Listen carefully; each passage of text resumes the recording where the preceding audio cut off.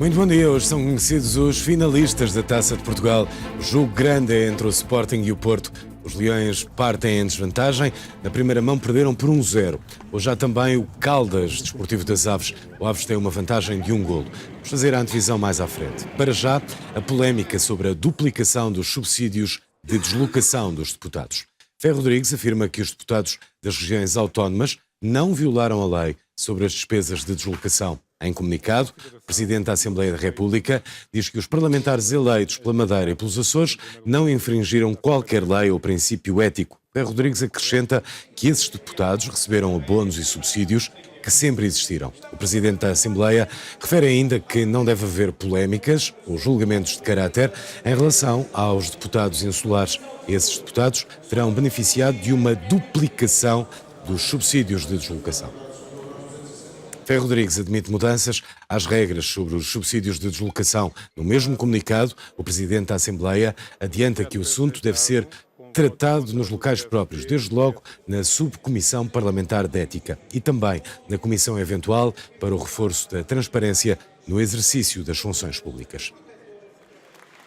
Vamos perceber o que está em causa. O subsídio de deslocação dos deputados que residem nas regiões autónomas está fixado em 500 euros por semana. É o correspondente a uma viagem de avião em classe económica, de ida e volta à Madeira e aos Açores. Os deputados não têm de apresentar nenhuma justificação para as deslocações e mesmo que não façam a viagem, recebem na mesma os 500 euros. Por outro lado, os deputados eleitos pelas regiões autónomas têm também direito a um desconto no bilhete de avião, como acontece com todos os residentes nas ilhas.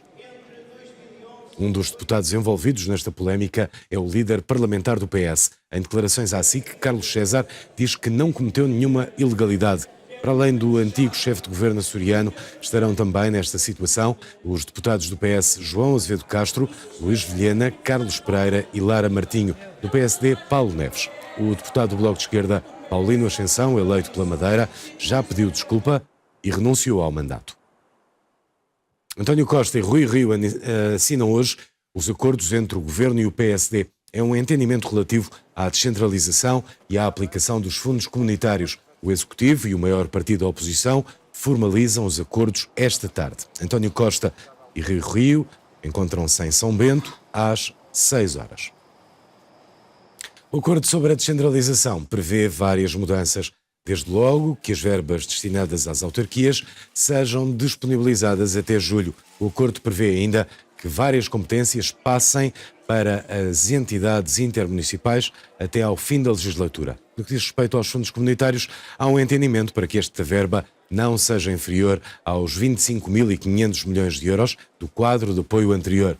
Os Estados-membros devem passar a disponibilizar para o Orçamento da União 1,2% do rendimento nacional bruto e não 1%, como acontece agora. O Ministro do Planeamento confirma a aproximação do PSD ao Governo sobre a descentralização e sobre os fundos estruturais, mas realça que o mesmo papel têm tido os partidos de esquerda. Sim, é verdade que há uma aproximação importante de posições com o maior partido da oposição, que valorizamos muito no sentido de Portugal se apresentar em Bruxelas com um forte consenso e com uma ideia de continuidade nas políticas estratégicas para a próxima década. Isso valoriza certamente a posição do país, mas como eu tenho dito também, era o que faltava que dispensássemos ou menorizássemos a importância da posição dos partidos que têm sido tão importantes para os bons resultados também que Portugal tem alcançado e que este governo tem podido alcançar. Rui Rio diz que o acordo assinado com o Governo vai permitir uma estratégia de verdadeira descentralização. Entretanto, o líder do PSD critica o Programa de Estabilidade e Crescimento. Rui Rio diz que daqui a 5 anos Portugal vai estar mais atrasado do que a média europeia. Tem a ver com uma parte da reforma do Estado. Nós falamos muito em descentralização e desconcentração, dizemos que tudo está concentrado no litoral e particularmente nas áreas metropolitanas do Porto e Lisboa e particularmente na área metropolitana de Lisboa. Esta conversa nós vamos ouvindo ao longo dos anos, mas a partir da manhã, se aquilo que for comprometido, se aquilo que está comprometido for feito, Portugal passa a ter, a partir da manhã, uma real estratégia para a descentralização. O Governo apresentou, há 4 ou 5 dias, um programa de estabilidade, assim denominado, e que tem a ver com as projeções dos principais indicadores que o Governo quer atingir nos próximos 5 anos. Se aquilo lhes correr bem, se cumprirem aquelas taxas de crescimento, podemos ter a certeza que daqui por 5 anos estamos mais atrasados relativamente à média da Europa do que aquilo que estamos hoje. 9h38, vem aí a mosca mais famosa da televisão. Soubeste do caso das viagens duplamente pagas aos deputados dos Açores e da Madeira? Viagens duplamente pagas? Além do dinheiro dos bilhetes de avião, os deputados recebem um subsídio de transporte. Isto para não falar dos deputados do continente que vivem em Lisboa e dão moradas distantes para receber subsídio. Francamente, os eleitos da nação não deviam ser um exemplo para o povo. E não são? Mostram que no aproveitar está o ganho. Queres exemplo mais inspirador do que este?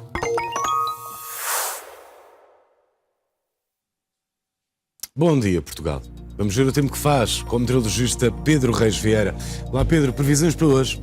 Bom dia, João. Hoje um belo dia de primavera com subida de temperatura e um dia de sol. Vamos ver então aqui nas nossas imagens de satélite, passar a explicar essa situação. Podemos começar aqui por ver no Atlântico alguma instabilidade ainda e, portanto, alguns aguaceiros a atingir o arquipélago dos Açores. Aqui sobre o arquipélago da Madeira temos uma superfície frontal fria que vai atingir o arquipélago logo à noite com alguma precipitação e Portugal continental praticamente com a ausência de nubosidade, o céu a apresentar-se pouco nublado ao limpo e vou-vos passar a traduzir isto pela carta de superfície. Cá está a referida frente fria a aproximar-se dos Açores. Aqui sobre Portugal continental temos um vale invertido, o que significa que o vento é de leste, embora fraco, porque as isóbaras estão muito afastadas, mas tem uma componente de leste e vem do norte da África, o que significa que é seco e quente. Então para hoje vamos ter uma subida de temperatura, com as temperaturas mínimas que já subiram durante a noite e portanto podem ter chegado até aos 9, 10 graus, no entanto as máximas já vão para os 25 graus, que é o que se prevê para todas estas regiões, podendo mesmo chegar aos 26, que é o caso de Braga e de Aveiro.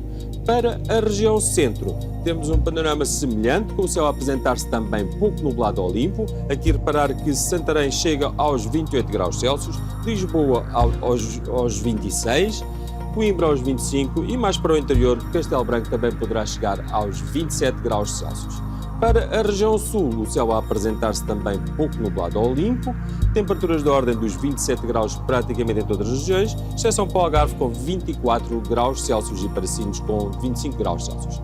Em todo o território, o vento é fraco, mas predomina do quadrante leste e da parte da tarde tende a rodar para o quadrante sul. Quanto à agitação marítima na costa ocidental, ela é de noroeste, ainda poderá chegar aos 5 metros, mas tende a diminuir gradualmente ao longo do dia para 3 a 4 metros. Na costa sul do Algarve temos agitação marítima de sueste com 1 metro a 1,5 metros. Para o arquipélago da Madeira, temos um dia com períodos de céu muito nublado, vento fraco, há um agravamento para a noite e, portanto, o céu tornar-se muito nublado para a noite e há a possibilidade de alguma precipitação para o final do dia. Temperaturas de ordem dos 22 graus em todo o arquipélago e as ondas são de noroeste com 3 a 4 metros ao largo do arquipélago. Para os Açores, ainda com alguma instabilidade por lá, mas hoje já menos agravada, uns períodos de céu muito nublado, nos aguaceiros em especial agora durante a manhã, o vento ainda a soprar forte ainda durante a manhã do quadrante oeste com rajadas, a partir da tarde já o vento a tornar-se moderado a fraco. Temperaturas em todo o arquipélago da ordem dos 15 graus. Para o restante continente europeu, continuamos a ter o céu pouco nublado ao limpo e com temperaturas bastante elevadas no centro da Europa, também a chegar aos 25 graus, tal como na Península Ibérica. João, são estas as previsões. Pedro, para amanhã? Para amanhã já poderá haver alguma instabilidade nas regiões do norte a partir da tarde. Aquele vale de pressionado que falei vai dar origem a alguma instabilidade e por isso essa situação vai se manter para sexta, sábado e domingo, com tendência a agravar. Amanhã apenas só no norte. No dia seguinte, norte e centro, e sábado e domingo, praticamente em todo o território, poderá haver aguaceiros e trovoadas, que serão cada vez mais prováveis à medida que nos aproximamos do fim de semana. A nível de temperaturas, elas continuam altas até sexta-feira. A partir de sexta-feira, com muita nebulosidade, tendem a descer, não porque a massa de ar seja polar, mas sim porque vai haver muita nebulosidade e nos sítios em que tem precipitação e aguaceiros, elas descem bruscamente. Obrigado, Pedro. Até amanhã. Até amanhã. Começam hoje a ser julgados 5 jovens por agressões e tentativa de homicídio de 3 polícias. Os factos remontam a julho do ano passado. Os arguidos feriram os polícias com pedras, pontapés e murros numa festa da freguesia de Unhos. O julgamento é no Tribunal de Loures. Ana Raquel Leitão, os arguidos já estão no tribunal? Poderão já estar no tribunal, uma vez que esta primeira sessão de julgamento estava marcada para as 9h30. Ainda não sabemos se realiza ou não, porque não há para já informação de que tenha sido apresentado um requerimento para adiar esta primeira sessão. O que sabemos é que, a acontecer, começará com a leitura da acusação, serão também identificados os arguidos e depois serão ouvidos, se assim o desejarem. Só depois então é que serão ouvidas as testemunhas. Primeiro são as testemunhas de acusação e só depois então é que será lida a sentença mais tarde. Como dizia, não sabemos ainda se vai realizar, estava marcada para as 9h30. Os arguidos estão acusados de 2 crimes por homicídio qualificado na forma tentada e também por 2 crimes de ofensa à integridade física qualificada. São factos que remontam ao ano passado. Alguns, pelo menos 5 pessoas, agrediram violentamente 2 polícias e é por isso que estamos aqui hoje. Aguardamos então se esta sessão vai começar ou não às 9h30, como estava previsto. Reportagem em direto da jornalista Ana Raquel Leitão. Hoje são conhecidos os finalistas da Taça de Portugal. O jogo grande é entre o Sporting e o Porto. O Porto está em vantagem, venceu a primeira mão por 1-0. As baixas nos Leões são William Carvalho, Mathieu e Piccini. No Porto apenas Danilo está lesionado. O clássico para a Taça de Portugal começa às 8h30 da noite no estádio de Alvalade. O outro finalista da Taça de Portugal vai sair do jogo entre o Caldas e o Desportivo das Aves. O Caldas, do terceiro escalão, vai tentar anular a desvantagem do primeiro jogo, perdeu por 1-0. O jogo é às 6h30 da tarde. O treinador do Caldas diz que a equipa é a grande vencedora antecipada da Taça de Portugal. Ainda há bocado ouvi a conferência do Jorge Jesus e ele dizia isso, que o grande vencedor da Taça de Portugal era o Caldas. Eu já tinha dito também algo semelhante. Eu acho que aconteça o que acontecer, nós já ganhamos. Agora, uma equipa que está a disputar uma meia-final não pode dizer que quer ficar por aqui. Portanto, nós, apesar de sentirmos que já ganhámos muito, apesar de sentirmos que o clube, a cidade, os jogadores, a equipa técnica, a direção, todos já ganhámos muito, uma época memorável que vai ficar na história. Apesar de tudo isso, nós queremos mais e queremos mais, temos que amanhã tentar fazer por isso. O Aves tem uma vantagem de 1-0, mas o treinador diz que o jogo não vai ser fácil. Esta equipa do Caldas tem e fez uma prova na Taça de Portugal muito interessante. Portanto, vocês sabem que eliminou, nomeadamente no seu estádio, várias equipas de escalões superiores. Têm sido muito fortes também ao nível do campeonato no seu estádio. Portanto, tudo isso são fatores que são importantes para esta meia-final. Agora, nós também temos ambição, estamos determinados, queremos chegar à final e tudo faremos para chegarmos a esta mesma final. A seleção portuguesa de futebol agendou 2 jogos particulares com a Croácia e a Escócia. São em setembro e outubro, ou seja, depois do Mundial. São 2 jogos que vão servir para preparar a Liga das Nações. Portugal recebe a Croácia a 6 de setembro e visita a Escócia no dia 14 de outubro. A vela é um desporto que rende milhões a Vila Moura, no Algarve, na época baixa. A abertura do centro de treino de vela Vila Moura Sailing, em fevereiro de 2017, levou dezenas de equipas de várias classes de vela a procurarem o Algarve para fazerem os treinos. Helena Figueiras, e nesta altura as equipas preparam-se para os Jogos Olímpicos de Tóquio. Nesta altura acabou a época alta dos treinos, ou seja, as equipas regressaram a casa, deverão regressar aqui a Vila Moura no próximo mês de outubro, porque anda ao contrário. E por isso é que se diz que esta questão de treinos de vela podem ser um antídoto para a sazonalidade no Algarve. Nuno Reis, precisamente do centro de treino do Vila Moura Sailing, centro de treino de vela, que equipas foram estas? Porque é que vieram cá? Bom dia. Este ano tivemos cá 33 equipas, estão numa fase de preparação para os Jogos Olímpicos de 2020 em Tóquio. As equipas foram maioritariamente do norte da Europa, que procuraram em Vila Moura e no Algarve um clima fantástico durante o período de inverno e juntando à questão técnica de que o plano de águas aqui na zona de Vila Moura é muito similar ao que irão encontrar nos Jogos Olímpicos em Tóquio em 2020. Ou seja, vieram para cá porque encontraram aqui um cenário idêntico ao que vão encontrar em Tóquio nos Jogos Olímpicos. O mais parecido possível. O nosso inverno é que é parecido, O portanto. nosso inverno é parecido e as próprias condições de mar, de ondas, de vento, do número de dias passíveis de serem navegados durante um período tão largo de tempo como os 3 meses que estiveram aqui a navegar, dá-lhes alguma proximidade ao que poderão encontrar em Tóquio. E eu sei que o Centro de Treino de Vila Moura tem então um projeto especial de 3 anos, tendo em vista este Tóquio 2020. O que é isto? O que é que fazem diferente ao longo destes 3 anos? O que nós proporcionamos aqui em Vila Moura, para além das condições naturais, é um conjunto de serviços para facilitar às equipas toda a logística, desde ginásio, a alojamento, alugueres de barcos, treinadores, enquadramento técnico. As equipas encontram aqui basicamente todo o serviço que necessitam para treinar sem terem que se preocupar com logística de movimentar barcos estrangeiros para cá ou eventualmente até ter que trazerem técnicos próprios, encontram-nos aqui. O que é que estes 270 velejadores que estiveram aqui em treino levaram para os seus destinos, para casa neste caso? O que é que eles mais gostaram? Eles fizeram muitos treinos, nunca ficaram impedidos de ir ao mar? Um dos pontos que privilegiaram foi o facto de, durante os 233 dias que aqui permaneceram de treinos, terem navegado 98% dos dias. Ou seja, o índice de incidência, de bom tempo, de capacidade de saírem para o mar todos os dias, de fazerem 2 e 3 sessões de treino, foi fantástico e foi isso que os levou a permanecer aqui em Vila Moura. E agora vamos falar de dinheiros. Isto traz muito dinheiro ao Algarve? Traz muito dinheiro ao Algarve. Portanto, para ter uma ideia, acrescentaram-se aqui no Algarve perto de 230 mil dormidas num período de inverno, um período de baixa frequência turística e é claramente uma forma de combater a sazonalidade. E sei que associadas a essas dormidas, a 90 mil refeições, estão 4,3 milhões de euros. Acabou para já a época de treinos para 2020, nesta altura. Vão recomeçar depois no mês de outubro. O que vai começar aqui em Vila Moura são várias etapas de provas mundiais de vela. Reportagem em direto da jornalista Helena Figueiras. Há uma notícia de última hora. O árbitro Jorge Sousa foi nomeado para dirigir hoje o clássico entre o Sporting e o Porto para a Taça de Portugal.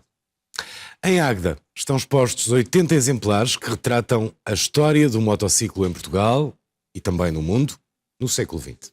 Temos aqui uma scooter que é uma Alma 125 de 1953, é uma scooter francesa e é o único exemplar conhecido no mundo. Temos uma EFS de 1978, é curiosa porque é um modelo raro de 125 cm3 com motor Puck, que é um motor austríaco. São 2 dos 80 exemplares que o público pode apreciar no Centro de Artes de Águeda. Mais do que um apelo à nostalgia, esta exposição pretende apresentar uma retrospectiva da história do motociclo no século XX, no mundo e em Portugal, com natural destaque para o incontornável contributo de toda a região de Águeda, Sangalhos e Aveiro. Algumas das marcas principais e alguns dos seus modelos mais icónicos, que servem para perceber um bocado tudo aquilo que foi feito em Portugal dentro da década de 50 até 90. Por exemplo, a Famel XF17, temos uma SS Sash V5, temos modelos dos anos 50 menos conhecidos, temos alguns protótipos também. As motos aqui presentes são cedidas por entidades ou integram a coleção de particulares. João Seixas possui dezenas de exemplares, como esta popular scooter de 50 cm3. Efetivamente, digamos, os representantes, os vendedores, tinham um folheto, entre outras coisas, que era uma scooter que tinha vingado muito em Stuttgart e que era especialmente indicada para senhoras, párocos e cavalheiros de toda a categoria. Eu acho isto uma delícia, porque de facto define o que é a scooter, quer dizer, em que a mulher não vai escarcanchada, e o parco, com a sua batina, pode conduzi-la bem, não é? Se o automóvel era nos anos 50 um luxo ao alcance de muito poucos, a indústria de 2 rodas em Águeda veio democratizar a utilização de um meio de transporte. Sou de Águeda, naturalmente, e lembro-me de que às 6 horas, quando se abriam as fábricas, eram milhares e milhares e milhares de motorizadas como estas a saírem das fábricas, e diria que praticamente todas elas construídas em Águeda. E de Águeda iam para o país inteiro, um país que estava completamente motorizado por motorizadas. Simples e baratos, estes pequenos veículos motorizados chegaram a um grande número de pessoas. Tal como diz o título da exposição, Less is more, ou seja, com menos se faz mais. Minuto Verde.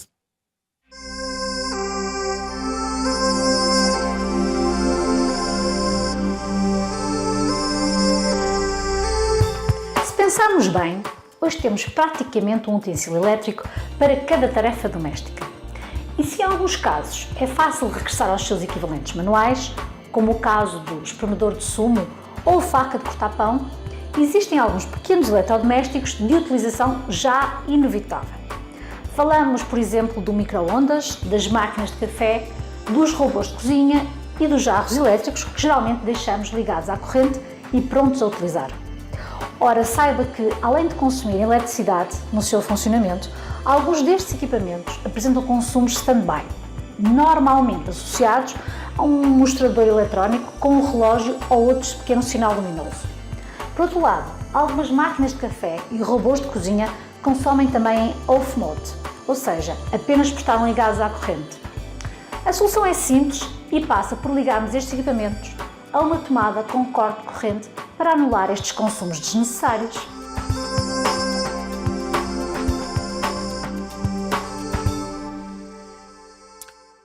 Estreia hoje em Lisboa a peça 5 Lésbicas e uma Quiche. Vai estar em cena no Teatro Armando Cortês. A história passa-se na década de 50 do século passado, em plena Guerra Fria. Refugiadas de um ataque nuclear, num bunker improvisado, 5 mulheres revelam a homossexualidade. Fernando Tordo comemora 50 anos de música, uma carreira de sucessos que começou no Festival da Canção. Fernando Tordo estreou-se em 1969 no Festival da Canção.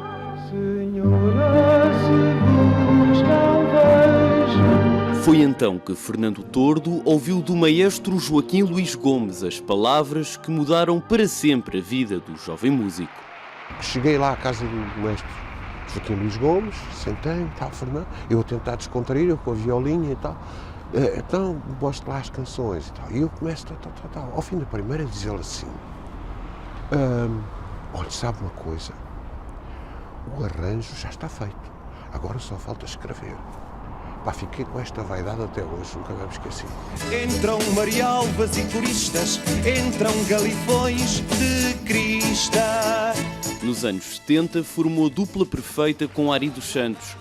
Fernando Tordo dava música às letras do poeta.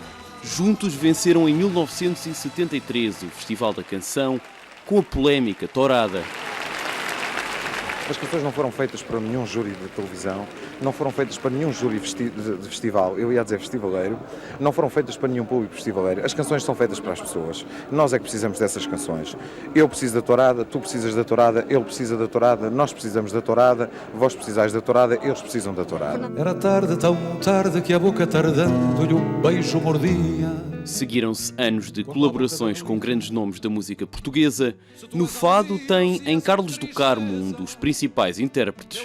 Os primeiros acordes que a gente aprende na viola, com os ingleses e com os americanos, depois a aplicação direta que tem é para o fado. Tum-ti, tum-ti, tum-ti, tum. Amigo, abre também a tua voz e vem comigo. Não é? Tem aplicação para estas coisas diretas. A voz que escolhemos é a Anabela. Em 50 anos de carreira, pouca coisa fica por fazer. Fernando Tordo revela que tem ainda um desejo por concretizar.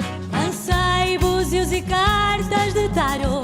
Se há alguma coisa que eu tenho que fazer, há uma que eu sinto pesada sobre mim, é nunca ter feito banda sonora para cinema.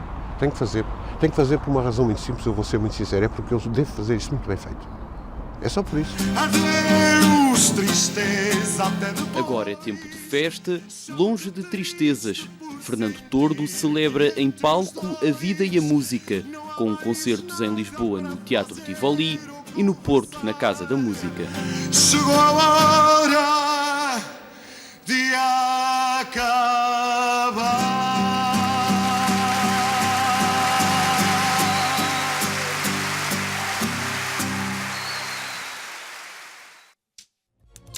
Obrigado pela preferência. Muito bom dia. Até amanhã.